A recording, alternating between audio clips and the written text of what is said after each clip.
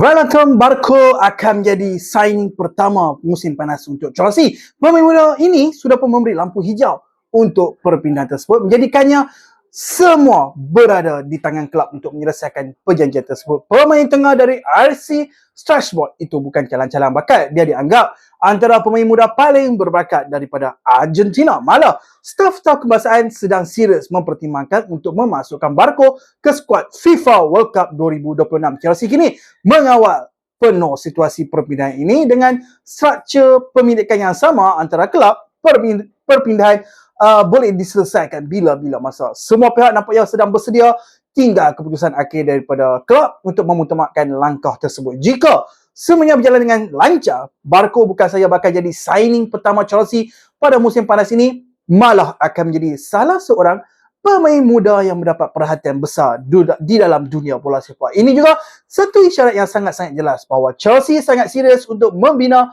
projek jangka panjang dengan bakat-bakat muda yang berbakat daripada seluruh dunia. Dia Maida, mungkin tidak lama lagi kita akan lihat Barco di Stamford Bridge.